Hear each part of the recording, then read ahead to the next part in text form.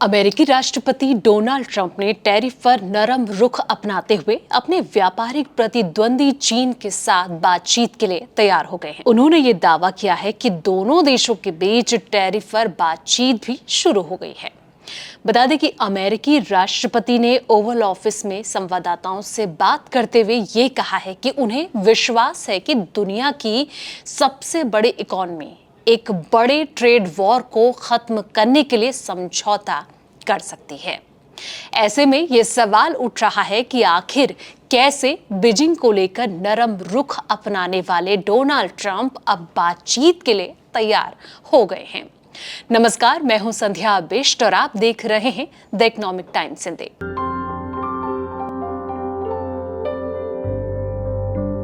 दोस्तों, बता दें कि जिस वक्त ट्रंप ने टैरिफ वॉर छेड़ा था, उस समय उनका लक्ष्य बिल्कुल स्पष्ट था कि चीन के दबदबे को खत्म किया जाए और साथ ही अमेरिकी जो अर्थव्यवस्था है यानी कि इकोनॉमी को मजबूत किया जाए। हालांकि ऐसा लगता है कि उनका ये टैरिफ अटैक बैकफायर कर गया है और कहीं ना कहीं ये अब ट्रंप को भी समझ आ गया है, क्योंकि अमेरिकी डॉलर लगातार गिर रहा है।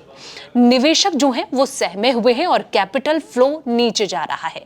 निवेशक नीतिगत फैसलों से लंबे समय से पड़ने वाले अर्थव्यवस्था पर असर को लेकर भी काफी ज्यादा चिंतित हैं। ऐसे में कहा जा रहा है कि डॉलर के कमजोर होने की स्थिति में विदेशी निवेशक यानी कि इन्वेस्टर भारत की तरफ आकर्षित होंगे।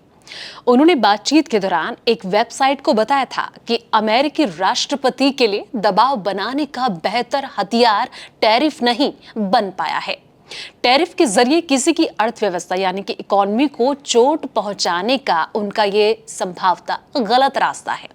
उन्होंने कहा कि अब कमजोर हो रही अमेरिकी डॉलर्स ने उनकी जो रणनीति है उसको और मुश्किल कर दिया है। उनके लिए परेशानी खड़ी हो गई है।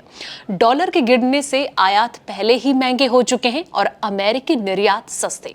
ऐसे में डॉलर की गिरती कीमत ने अमेरिकी अर्थव्यवस्था पर दबाव को और ज्यादा बढ़ाकर जो है वो रख दिया है। इसका मतलब ये हुआ कि टैरिफ पर अब किसी भी तरह के और तनाव से समस्या जो है वो और गहरी विकट हो सकती है।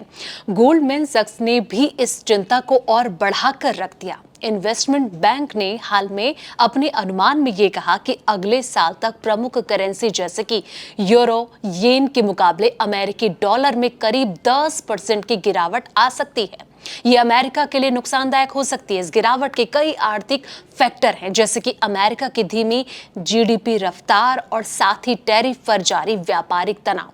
ऐसे में अगर डॉलर कमजोर होता है तो इसका सीधा मतलब ये है कि ट्रेड वॉर से किसी अन्य देश के मुकाबले सबसे ज्यादा अमेरिका को खामियाजा जो है वो भुगतना पड़ेगा। तो जिस तरीके से कहीं ना कहीं अब ट्रंप समझ रहे हैं और ये बड़ा फैसला ट्रंप के द्वारा लिया गया है, ऐसे में ये देखना होगा कि चीन अमेरिका की बातचीत के क्या मायने निकलते हैं। फिलहाल इस वीडियो में इतना ही। जानकारी भरे ऐसी ही और वीडियोस के लिए आप देखते रहें द इकोनॉमिक टाइम्स हिंदी।